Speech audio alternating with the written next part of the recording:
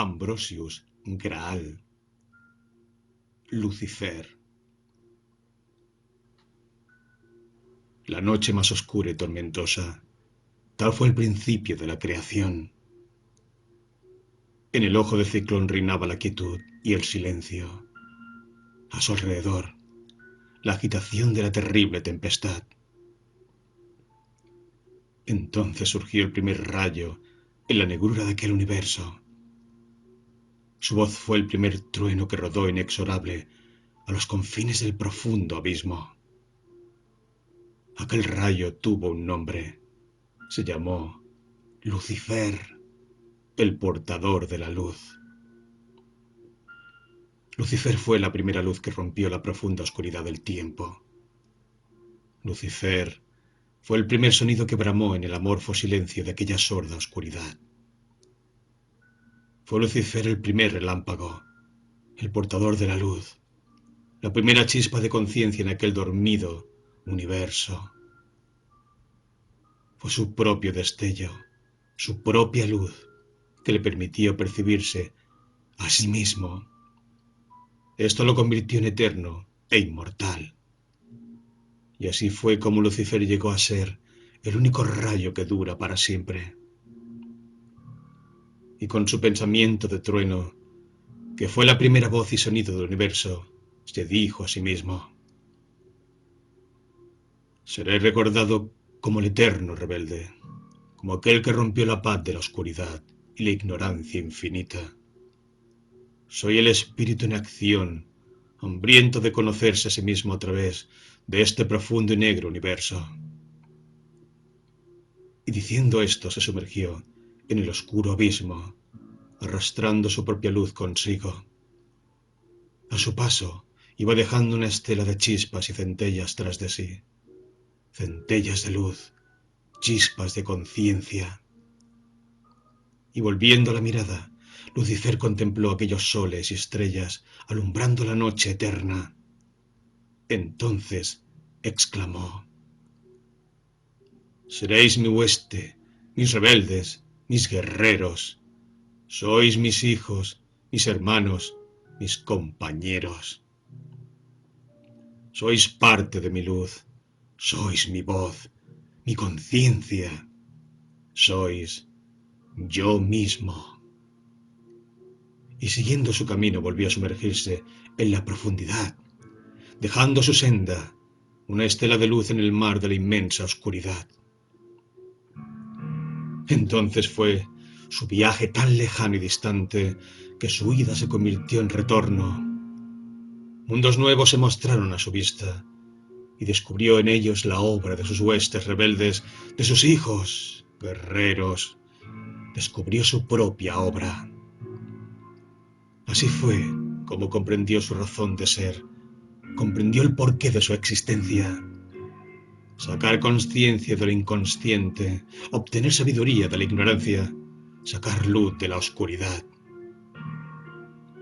Como relámpago que fulgura en las tinieblas, como trueno que retumba en el silencio, tal debía ser su misión.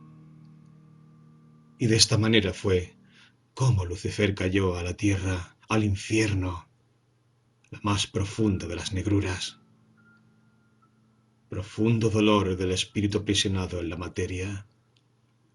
Lo libre es limitado, lo luminoso es opacado, la voluntad se convierte en pasión, la conciencia en olvido. Soberbio desafío, transformar las tinieblas en luz, hacer de las pasiones fuerza de voluntad, convertir la ignorancia en conocimiento, la mediocridad en excelencia, liberar lo aprisionado, conquistar la materia, elevarla y hacerla una con el espíritu. Y así fue como Lucifer cayó en el hombre. Fue en el hombre donde conoció el campo de batalla del espíritu, la guerra más cruel. Y como hombre se conquistó a sí mismo, y como hombre decidió conquistar al mundo. Y caído en el hombre, y hecho hombre, se mezcló entre los hombres para propagar la luz. Así fue como llegó hasta una gran ciudad, en la cual sus habitantes se caracterizaban por ser muy piadosos. Y vio con sorpresa que había gran cantidad de templos, de dioses y de creencias de todo tipo. Y se adoraban a dioses invisibles y a otros representados en imágenes. Y los ídolos tenían formas humanas o animales, o de ambas. Y aquellos que eran invisibles al ojo tenían atributos humanos o animales, o de ambos. Y el aire estaba impregnado del olor a incienso y del sonido de los cánticos y plegarias, rogando, alabando, dirigiéndose a la multiplicidad de dioses. Entonces Lucifer, viendo aquella confusión, quiso extender su luz a los hombres y les dijo: ¿por qué buscáis fuera lo que tenéis dentro? ¿Acaso no sabéis que sois el templo de la luz y que la luz vive en vosotros? ¿No os dais cuenta que sois el templo de la sabiduría y la sabiduría habita en vosotros? ¿Por qué tanta ceguera? ¿A qué tanta ignorancia? Despertad, hombres dormidos, despertad de vuestro profundo sueño.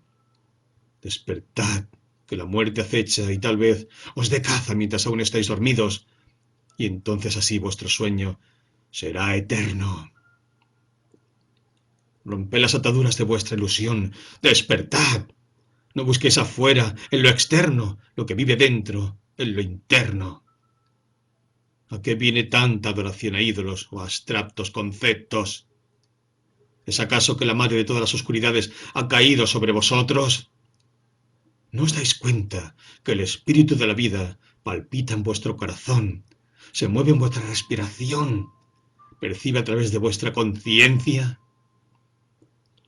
Despertad, hombres dormidos, despertad y dejad de perder el tiempo adorando falsos dioses externos.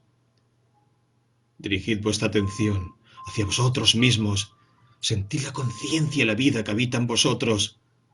Entonces, la verdad os abrirá las puertas y entenderéis la realidad del mundo y de este universo. Así habló Lucifer con voz de trueno. Sin embargo, los hombres no lo entendieron y comenzaron a murmurar entre sí y a planear cómo deshacerse de aquel extraño que blasfemaba de aquel modo. Entonces Lucifer pensó para sí: estos hombres aún no están maduros para la gran cosecha. Sus oídos no escuchan y sus ojos son incapaces de ver. Prudente será que me aleje de ellos, pues sus corazones están llenos de violencia y oscuridad. Así Lucifer se alejó de aquellos hombres y de aquella ciudad, y caminó por sendas solitarias, sendas que ningún hombre antes había caminado. Y caminando, así llegó a otra ciudad, y con sorpresa vio que en aquella ciudad los hombres eran más ciegos e ignorantes que en la otra, pues proclamaban la existencia de un Dios proclive a sacrificios y castigos. Se llamaban a sí mismos el pueblo elegido, y consideraban a las otras naciones como animales. Y según ellos, todo el universo había sido creado para su uso, y a ellos les correspondía, por mandato y promesa de Dios, el gobierno de todo el mundo. Y solo ellos poseían la verdad, y solo ellos eran los puros entre las naciones, y solo ellos eran los elegidos, los piadosos, los más elevados y sabios. Y la sorpresa de Lucifer creía cada vez más al escuchar los pensamientos y creencias imperantes en aquella ciudad.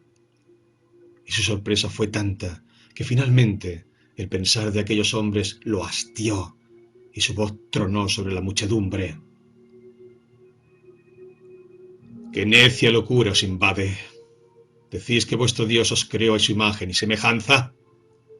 Pues yo os declaro la verdad, y esta es que vosotros habéis hecho Dios a vuestra imagen y semejanza, pues no he visto Dios más humano que el vuestro, ni tan lleno de humanos apetitos ni humanos defectos que vuestro Dios. ¿Qué os habéis imaginado?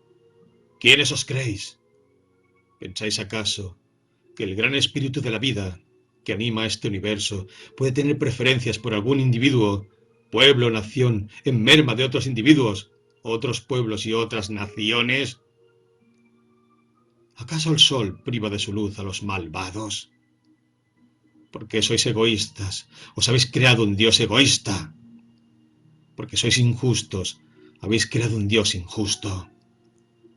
Porque debéis de saber la verdad, y esta es que vuestro Dios no existe en realidad, es solo un reflejo, una proyección de vuestras almas. Y como vuestras almas son impuras y enfermas, vuestro Dios es impuro y enfermo. Solo a individuos ciegos e ignorantes de la luz de la sabiduría se les puede ocurrir la existencia de un pueblo elegido. Pues la verdad es que ningún dios o dioses eligen a un individuo, raza o nación, sino que es cada individuo, raza o nación que se eligen a sí mismos por medio de su voluntad. Y esta autoelección se realiza por esfuerzo y mérito propios, no por haber nacido dentro de una familia, religión, raza o nación. Así habló Lucifer, y el pueblo que lo escuchaba, con los rostros enrojecidos de la ira y las bocas espumosas de la rabia, le gritaron: ¡Blasfemo! ¡Maldito blasfemo! Entonces Lucifer respondió: Blasfemos vosotros, blasfemos, porque blasfemia es pretender rebajar a nivel humano aquello que está más allá de toda condición humana. Blasfemos vosotros, porque blasfemia es pretender dar origen divino a palabras y pensamientos provenientes de hombres ambiciosos, egoístas y arrogantes. Entonces la multitud rugió llena de furor. ¡Mátenlo! ¡Mátenlo! Derramen su sangre para así limpiar con ella la afrenta que ha cometido. Entonces el pueblo enfurecido se arrojó contra Lucifer y comenzó a golpearlo con puños, palos y piedras. Y en medio de aquella furibunda marejada humana, Lucifer pensó para sí: estos hombres aún no están maduros para la gran cosecha. Sus oídos no escuchan y sus ojos son incapaces de ver. Prudente será que me libere y me aleje de ellos, pues sus corazones están llenos de odio, maldad y violencia. Entonces la multitud arrastró a Lucifer hacia las afueras de la ciudad y comenzó a apedrearlo para darle muerte. Y no dejaron de arrojarle piedras hasta que su cuerpo, totalmente inerte, quedó sepultado bajo un rocoso manto. El crepúsculo llevó consigo al último de los verdugos. Entonces Lucifer, apartando las piedras, se incorporó. Aunque su cuerpo estaba lastimado, su espíritu permanecía intacto. ¿Por qué tanta ceguera?, se dijo. ¿Por qué tanta ceguera si en todos nosotros palpita la misma luz? ¿O será que en algunos esta luz se halla oculta por la ignorancia de sí mismos? Y pensando estas cosas, Lucifer sacudió sus ropas y siguió su camino protegido por la noche. Y el amanecer lo alcanzó caminando, pues Lucifer rara vez dormía, y su descanso era la vigilia y la atenta meditación en sí mismo. Y aunque el camino que ahora transitaba era más humano, los pocos hombres que se cruzaban con él esquivaban su mirada y evitaban su saludo. Así de pavorosa e imponente era el aura que se escapaba de su rostro. Entonces sus pasos lo encaminaron a las puertas de otra ciudad, y ésta era más hermosa, rica y lujosa que las anteriores. Y en la plaza central, sobre una gran columna de oro y piedras preciosas, estaba escrita la frase: Todo tiene su precio. Y en aquella ciudad había muchos dioses, pero había uno que reinaba sobre todos aquellos, y el nombre de este dios era Dinero. Y por dinero los hombres vendían a sus hijas y a sus mujeres, y por dinero se vendían entre ellos y a sí mismos, y vendían su alma, su lealtad, su honra, su sabiduría y conciencia. Entonces Lucifer se sintió asqueado de aquella masa maldita y deseó salir inmediatamente de la ciudad, pero su conciencia le exigió decir algo a aquellas mentes oscurecidas. Encaramándose sobre la dorada columna, centro de la plaza mayor, Lucifer conjuró a la multitud: ¡Ay, humanidad perdida, yo te maldigo! Y aunque me arrastre pobre y herido entre el lodo, jamás seré tu esclavo, siervo ni mendigo. Entonces Sin agregar palabra, saltó de la columna y cayendo a tierra, encaminó raudos sus pasos a las afueras de la ciudad. Pero aquellos que lo habían escuchado lo siguieron ofreciéndole hospedaje en sus casas, pues adivinaban que aquel forastero era dueño de una extraña sabiduría que querían poseer. Sin embargo, al ver que no se detenía, comenzaron a ofrecerle dinero y a intentar comprar su estadía entre ellos.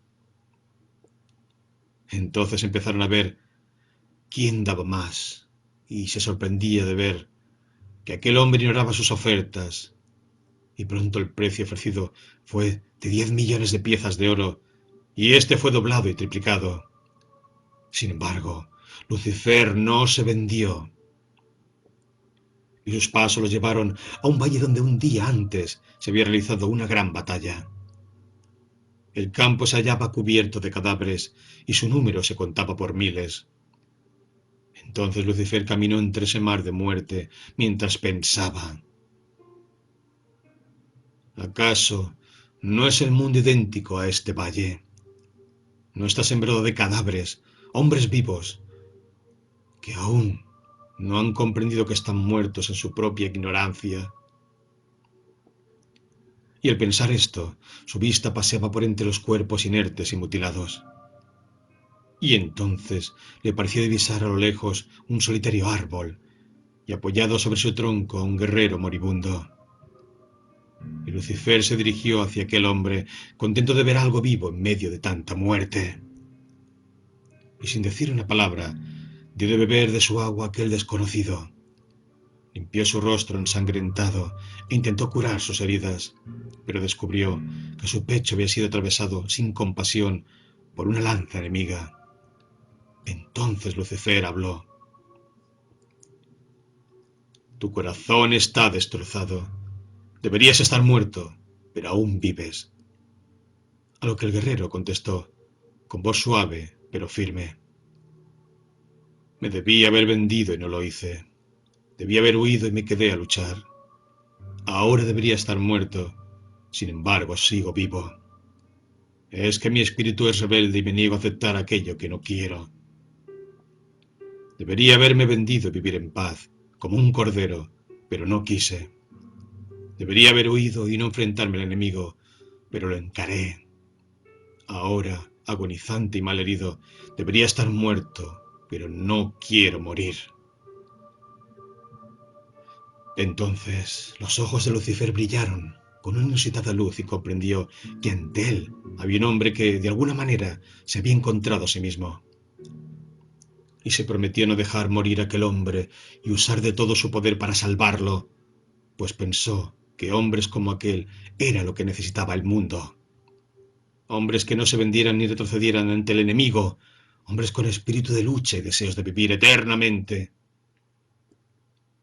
Entonces Lucifer impuso sus manos sobre las heridas sangrantes del guerrero, el cual, al sentir el espíritu de vida y sanación que lo invadía, exclamó: ¿quién eres que me bendices con la vida? A lo que respondió Lucifer: soy el portador de la luz, la conciencia que se manifiesta bajo forma humana. Soy la fuerza que se esconde tras cada ser, cada hombre y mujer, cada bestia y cosa. Y apenas hubo terminado de hablar, se puso de pie y emprendió su camino. ¿A dónde vas, hombre extraño? Lo detuvo el guerrero.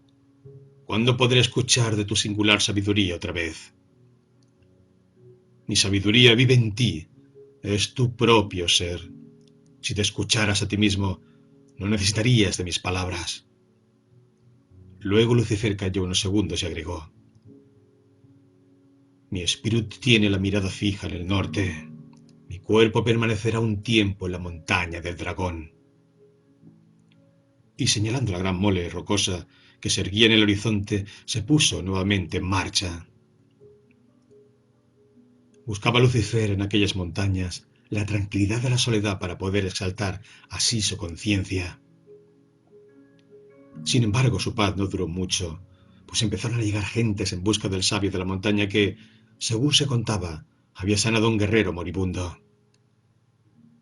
Y así fue como Lucifer se convirtió en maestro, primero de unos pocos y luego de muchos. Y en su intento de enseñar, solo enseñaba que no hay nada que aprender, pues toda claridad y sabiduría ya se encuentra en el corazón de cada ser viviente.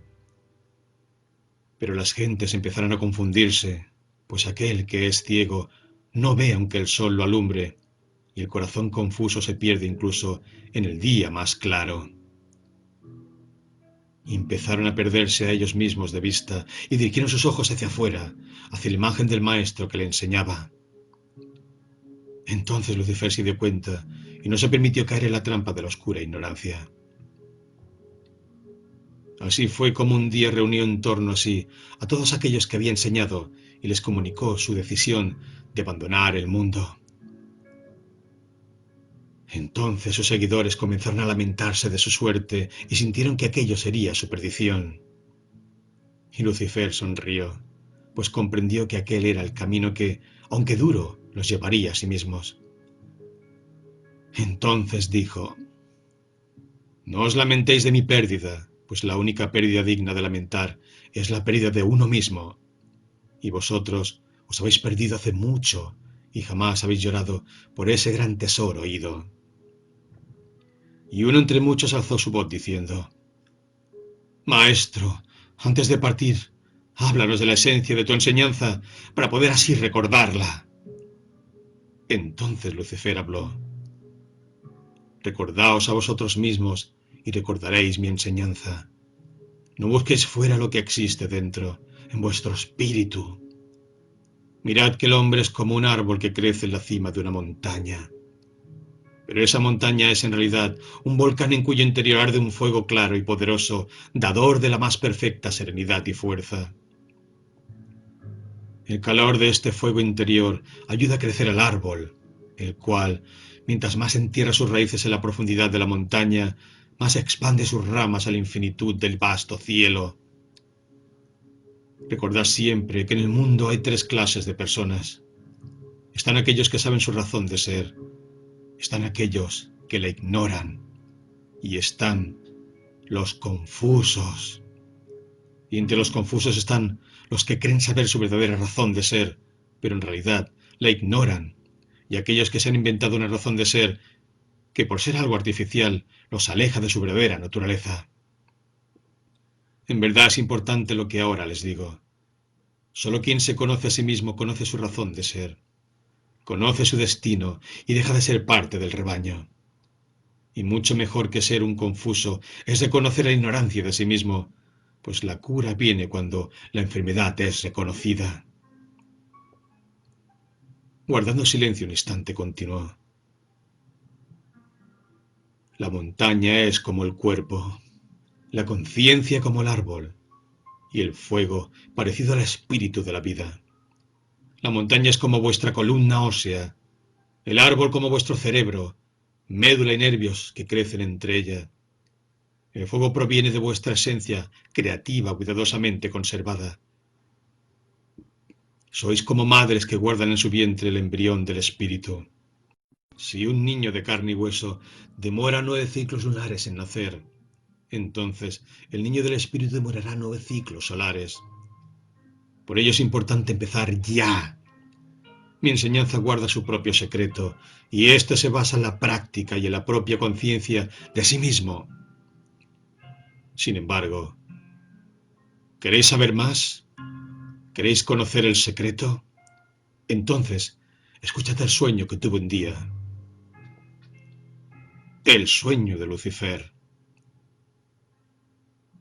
Sin saber cómo, había llegado a una caverna de enormes proporciones en lo profundo de la tierra. Aunque las paredes y lecho de la gruta parecían naturales, es decir, formadas por el goteo incesante y la filtración del agua, el piso era perfectamente liso y nivelado, como hecho por mano humana o alguna otra criatura inteligente. Sentí que estaba en un templo. A 10 pasos de mí se alzaba una gruesa columna pétrea, de unos 20 metros de altura, sobre la cual vi de pie a un venerable anciano. Vestía una túnica de mangas largas y talle holgado que le llegaba hasta los tobillos. Su color era gris azulado, como de las nubes cargadas de lluvia. A lo largo de su pecho, y cosida a ella, caía verticalmente hasta el suelo una cinta blanca sobre la cual habían sido bordados, en hilo negro, extraños caracteres que no pude reconocer. Igual adorno vi a lo largo del borde superior de sus mangas, en los puños de las mismas y en el embaste de su vestimenta. Tanto las barbas como los cabellos del anciano eran blancos y larguísimos. Su alba cabeza estaba descubierta. Al verlo, se me ocurrió que era la típica imagen de un mago. Alzando uno de sus brazos, me ordenó: «Tomad aquella lanza, hecha de la mejor madera del mundo, e introducirla en aquel pozo». Al decir esto, me señaló un agujero de 1 metro de circunferencia cuya boca estaba a ras de suelo. Fui y tomé la lanza, la cual era una vara puntiaguda de una madera muy liviana y durísima. Me asombró comprobar que a pesar de su largo, 3 metros o más, permanecía perfectamente enhiesta, haciendo alarde de una pasmosa flexibilidad. Siguiendo las órdenes del anciano me acerqué al pozo. A mis pies vi un hoyo cavado en la piedra, en el cual había un líquido espeso de color rojo y varios metros más abajo. Al principio creí que se trataba de sangre, pero después noté que de él se desprendía una suave fosforescencia. Me pareció entonces que se trataba de lava derretida. Aquel pozo era la entrada al infierno. Apenas introduje la lanza en él, el líquido aumentó su nivel hasta llegar al borde mismo del agujero. Retrocedí, pues pensé que si llegaba al desbordarse, la lava me quemaría. Para mi sorpresa, surgió del pozo un esperpento, un ser bípedo de unos 4 metros de alto, similar a un sapo o a una tortuga sin caparazón. Caminaba sobre sus cuartos traseros como un hombre. Un solo ojo adornaba su frente. Al parecer, mis acciones lo habían molestado y ahora se encontraba furioso. Arremetió contra mí. Me defendí usando la lanza. En la refriega me di cuenta que la bestia temía perder su único ojo. Entonces concentré mis ataques en él. Pero sorpresivamente, cuando creí que la tenía bajo mi poder, la criatura sufrió una mutación. Sin saber cómo, la vi transformarse en un ser del tamaño de un hombre y con cuerpo de tal, pero su cabeza era similar a la de un murciélago con orejas membranosas, grandes, triangulares y un hocico de filosos dientes. Curiosamente, su cuerpo y rostro estaban cubiertos de escamas, como un pez. Su apariencia era muy fornida y musculosa. Antes que pudiera evitarlo, la criatura se alejó de mí corriendo a toda prisa hasta perderse de vista. La voz del anciano llamó mi atención. Me volví a mirarlo y noté que la columna sobre la cual estaba parado disminuía de tamaño, como si estuviese siendo tragada por la tierra. Ya a nivel del piso, el anciano se acercó a mí diciendo: «Ya lo habéis visto. La criatura tiene el poder de adoptar cualquier forma y utiliza este artificio para hacer caer a la gente en el pozo. Sin embargo, no os preocupéis. Ya la entenderéis y con eso basta para reconocerla en cualquiera de sus formas». Dicho esto, me tendió un librito como de 1 palmo de largo. Yo, tomándole, le abrí al azar en una de sus páginas. En aquella vi una ilustración a color. Un velero de 4 mástiles navegando con todo su velamen desplegado por mar abierto. La superficie del agua en perfecta calma. Alrededor del barco revolotean miles de gaviotas, mientras que del palo mayor un gran pelícano blanco da la cara a proa con sus alas extendidas, mostrando el pecho descubierto. Miré interrogativo al anciano. Entonces, éste me respondió: «Es un libro de gran contenido hermético. Es el libro de la creación. En el capítulo 10 encontrarás el secreto de la piedra filosofal. Pero antes es necesario que obtengas el Shil Nimrod, la daga mágica que simboliza y en la cual se haya grabado el nombre impronunciable. La reconocerás cuando la veas, porque su imagen está en el alma colectiva de toda la humanidad. Mas antes, Pon ante mí tu mano izquierda. Sin resistirme seguí sus instrucciones. Entonces vi, con asombro, que sobre la palma de mi mano crecía una pequeña enredadera de color verde vivo, como el de la hierba nueva. Su nacimiento estaba en la base, pegado a la muñeca. De aquí seguía el curso de la línea palmar llamada de Mercurio, según dijo el anciano, pero medio camino se bifurcaba y la segunda rama recorría el rastro de la línea llamada de Saturno. Ambas secciones de la enredadera ascendían un tramo para luego curvarse en dirección del dedo pulgar. Aquella que iba por la línea de Mercurio se curvaba justo por debajo del dedo meñique. La otra, la que seguía el trayecto de la línea de Saturno, cambiaba su curso a la altura del mismo centro palmar. De esta manera, ambas ramificaciones venían a morir en el montículo carnoso que hay bajo el dedo índice, al cual el anciano dio el nombre de Monte de Júpiter. 3 flores brotaban de esta enredadera. 2 de ellas provenían del primer tallo y crecían sobre el monte de la Luna y el monte de Apolo respectivamente. La otra florecilla se abría en el campo de Marte y germinaba de la segunda rama. El mago observó por unos instantes mi mano. La parte izquierda de tu conciencia, el lado desconocido de tu mente, es independiente, me dijo. Esto es positivo para ti, pero aún es muy pequeño y está poco desarrollado. Debes hacerlo crecer. Cuando le pregunté cómo podía hacerlo, solo contestó: sigue el camino. Dicho esto, me puso al cuello un ankh de oro blanco, en cuyos brazos tenía grabada la frase: enfrenta la vida como guerrero. Y haciéndome señas, indicó que me fuera por donde había visto irse a la criatura del pozo. Le obedecí. No había cómo perderse. Aquella galería inmensa terminaba en un estrecho túnel, por el cual caminé mucho tiempo antes de llegar a una caverna de parecidas proporciones a la anterior, pero carente de columnas y un piso liso y nivelado. Observé que al otro extremo de donde me encontraba se veían las entradas de 2 túneles y hacia allá me dirigí. Al acercarme comprobé que ambos se encontraban muy cerca uno de otro, pero a pesar de su proximidad, comunicaban a mundos diferentes. Aquel que se encontraba a mi izquierda daba acceso a una selva cálida, espesa y exuberante. Desde donde me hallaba podía ver 1000 formas y oír 1000 exquisitos sonidos provenientes de aquella tibia floresta. Me pareció que era el paraíso. El otro túnel daba a un paraje relumbrantemente blanco, todo hielo y nieve. La ventisca y el frío eran sus únicos señores. Me encontraba observando esto cuando de la selvática entrada vi aparecer a una hermosa mujer de piel bronceada. Vestía un traje de hojas verdes, pegado al cuerpo, que le llegaba a mitad de muslos. Era un vestido sin mangas ni hombros, sostenido por un delgado tirante de fibra vegetal.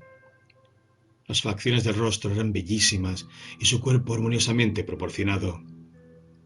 Su cabello, largo hasta la cintura. Me miró insinuantemente y me pidió que la siguiera. Me negué. Entonces ejerció sobre mí un extraño poder y me vi tras ella en contra de mi voluntad. No pude oponerme a su fascinación.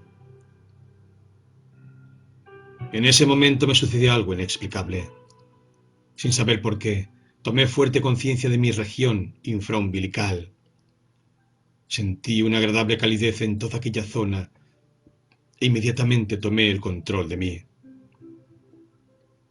Era como si aquel lugar anatómico fuera el centro de mi voluntad. Dejé de seguir a la bella mujer y me detuve. Ella se dio cuenta de mi rebeldía y volviendo sobre sus pasos me encaró. Yo dirigí una fugaz mirada al nevado túnel. Entonces ella, percatándose de mi gesto, habló. Ese es un mundo helado, duro, primitivo y bárbaro. ¿Lo prefieres al que te ofrezco yo? le contesté afirmativamente. Entonces, molesta, hizo un gesto tras el cual aparecieron 3 descomunales hombres que me doblaban en estatura, los cuales con actitud hostil se interpusieron entre el mundo de hielo y yo. En ese instante noté que uno de los gigantes tenía en sus manos una daga de doble filo y su hoja larga con arabescos grabados en ella. La reconocí inmediatamente. Era la Slit Nimrod, el arma mágica de la cual me había hablado el anciano mago. La mujer volvió a hablarme, y entonces vi que había sufrido una transformación. Ahora parecía como una jovencita de 15 años. Su piel era blanca, su cabello castaño, e iba vestida con una túnica de color lila, que igual a la anterior, llegaba a la mitad de muslos, pero sin ceñirse al cuerpo. Era holgada y con pliegues. Su aire de sensualidad y voluptuosidad se había trocado por uno de candidez e inocencia. La vi acercarse a mí con aspecto de ingenuidad y mirar lo que había escrito en el ankh que colgaba sobre mi pecho. ¿Cuál es la característica de un guerrero?, preguntó ella, esperando mi respuesta. ¿Acaso el valor? Eso es importante, le contesté mientras estudiaba cuidadosamente a los 3 gigantes. Pero lo es aún más ser decidido y tener osadía. Ella, confundida, me miró. ¿Osadía?, repitió. Entonces, posando mis ojos a los de ella, la hice con rapidez a un lado y embestí con furia a los gigantes. A pesar de sus tamaños conseguí dejar a 2 de ellos fuera de combate, golpeando a uno con mi hombro izquierdo y al otro con la cabeza. El tercer hombre me atacó con la daga. Entonces, yo, sin temor alguno, la tomé con mi mano izquierda por la filosa hoja y se la arranqué de los dedos. Hecho esto, el hombre se desvaneció ante mi vista. Me di cuenta que había quedado solo, pues la muchacha también había desaparecido. Pasé el arma a mi mano derecha y admiré la forma de su hoja y el arte con que había sido forjada. Penetré en el túnel de hielo y noté con sorpresa que, en donde antes había nieve, ahora existía arena, tierra y piedras. Aquel túnel salía a la superficie, a cielo abierto, a un paraje desolado y seco. Solo se veía uno que otro arbusto o cactus aquí y allá. Puse el puñal en mi cintura y empecé a caminar deprisa, pues el sol caía en el horizonte y pronto oscurecería. No sé cuánto tiempo caminé, pero me detuve cuando descubrí una polvareda que se acercaba desde la derecha. Cuando por fin pude ver de qué se trataba, quise huir, pero no había lugar donde cobijarme. Entonces decidí plantarme en mi sitio y, sacando la daga del cinto, esperar mi suerte. Sobre la llanura una especie de monstruo, una masa peluda, negra, sin piernas ni cabeza, pero con 5 robustos brazos semejantes a los de un simio, se acercaba al lugar donde me encontraba. Avanzaba girando sobre sí mismo, como una rueda, apoyando sus grotescas manos en el suelo. Mientras más se acercaba, más decidido me encontraba para enfrentarlo. Sin embargo, cuando estuvo a unos pasos de mí, se transformó en una hermosa joven. Yacía a mis pies, totalmente desnuda, tendida sobre la arena. El color de su pelo larguísimo, el tinte de su tez y los rasgos de su rostro me hicieron recordar los de la mujer hindú. Su sonrisa cautivadora y aquella súplica sensual de sus brazos me perdieron. Observé la perfección de su cuerpo, la voluptuosidad de sus formas, la lujuria de su mirada, y sin resistirme empecé a acercarme a ella, olvidando que se trataba de aquel repugnante ser que segundos antes había visto rodar por el desierto.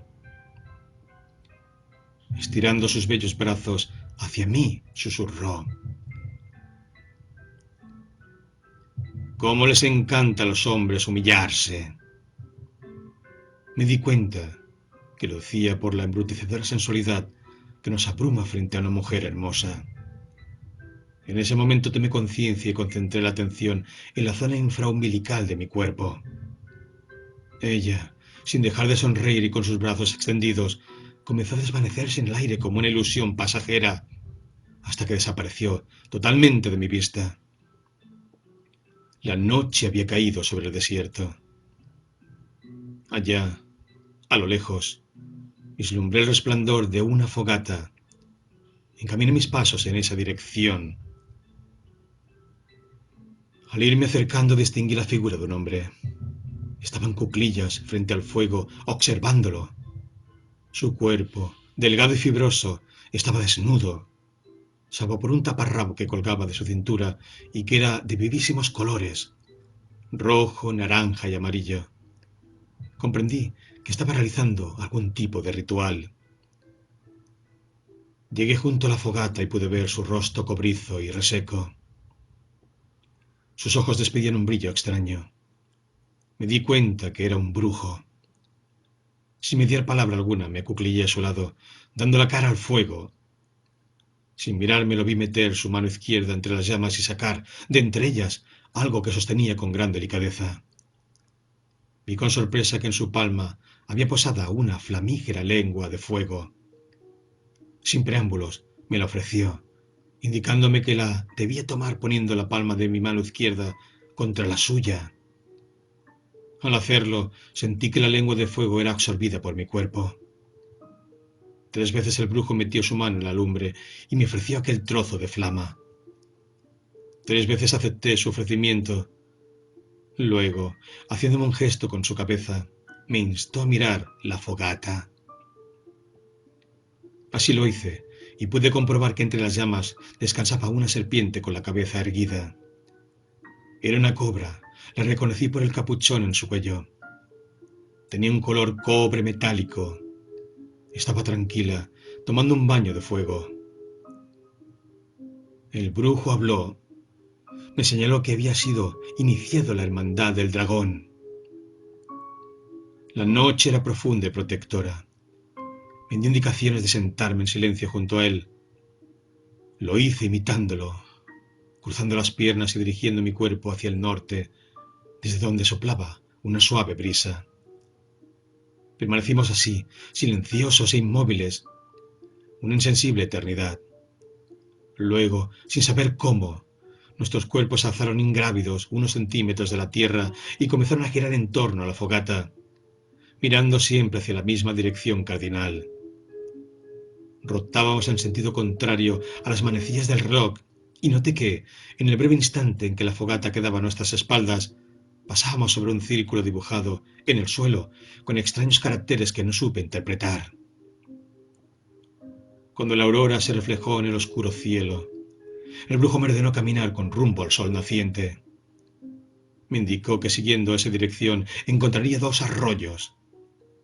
El primero contendría agua común, útil para aplacar la sed del cuerpo.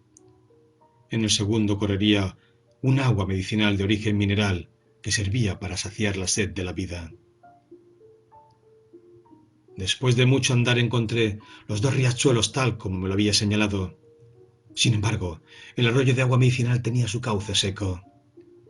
Deseaba probar de sus aguas, así que tomé la decisión de remontarme hasta la fuente y así beber del preciado líquido lo más cerca que pudiese del origen. Siguiendo el reseco lecho subí hasta la cumbre de un gran espinazo de piedra.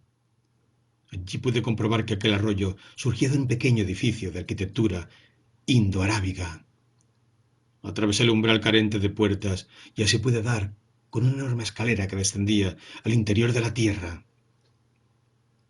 Bajé por ella largo tiempo, hasta que por fin di una galería en cuyo centro crecía un enorme y añoso árbol, en muy mal estado. Presentaba una apariencia reseca y sus grandes ramas estaban cruelmente mutiladas. Carecía de hojas y daba la impresión de un árbol muerto. Sin embargo, yo sabía que estaba vivo. Observé que junto al grueso tronco, en el piso, había varias vasijas de arcilla conteniendo agua. Las ocupé todas regando con ellas las sedientas raíces. Había terminado cuando unos golpes secos llamaron mi atención. Motivado por esto, me di el trabajo de estudiar la caverna en la que me hallaba.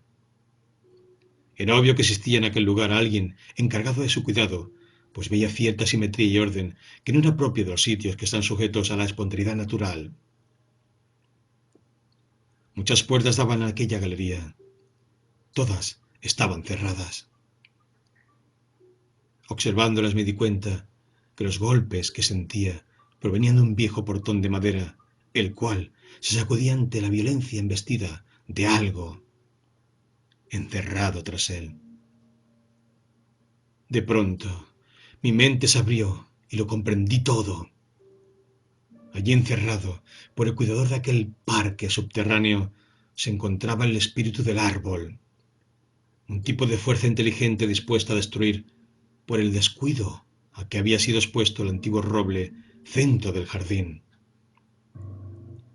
En ese momento los guardas del lugar, un hombre y una mujer, entraron al recinto y comenzaron a imprecarme por haber regado el reseco tronco, pues con ello había dado renovado vigor al espíritu encerrado. No pude negar nada, ya que mis manos, aún goteando, tenían uno de los recipientes de arcilla.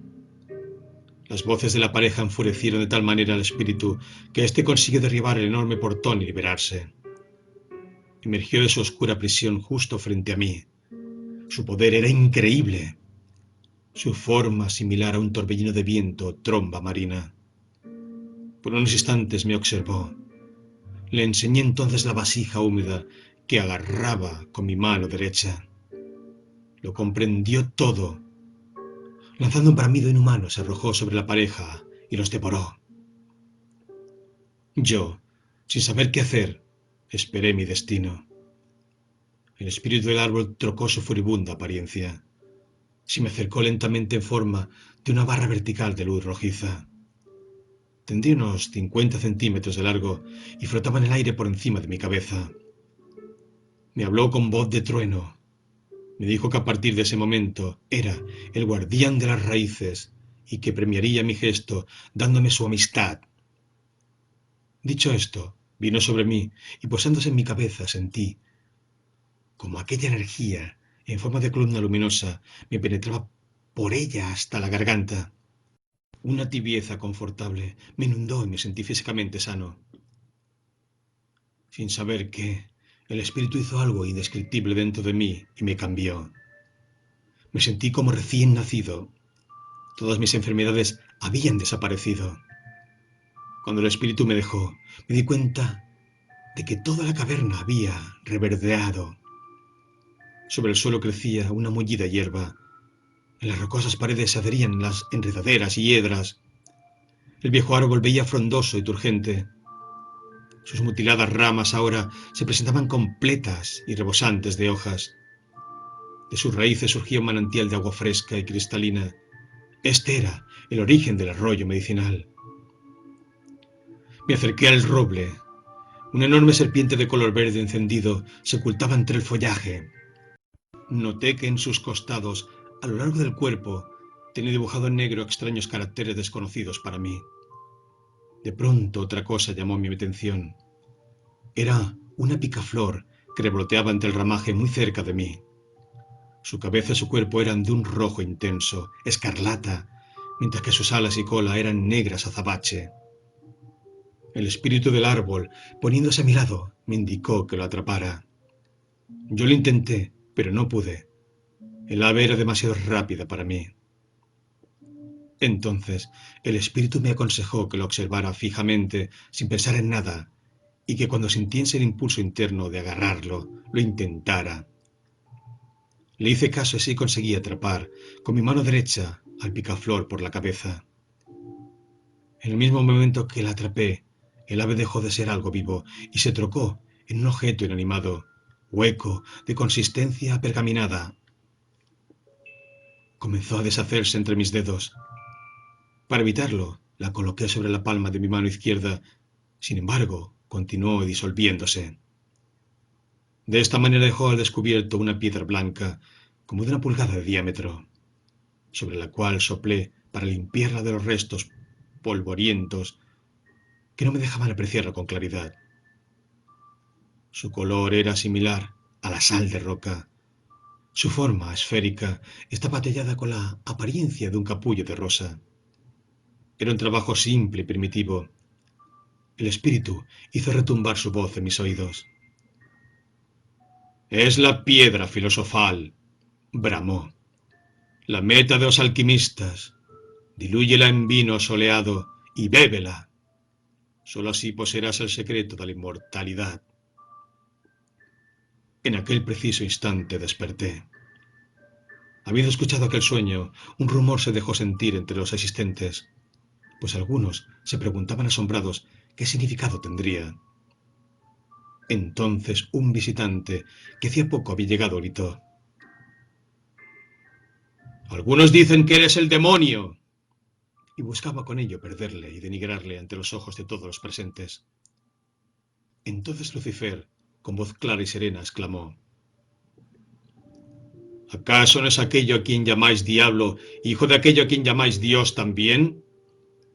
Si en el principio estaba solo aquello a quien decís Dios, el supremo bien, entonces primero fue el bien y luego el mal. Por tanto el mal surgió del bien, porque nada puede nacer de la nada.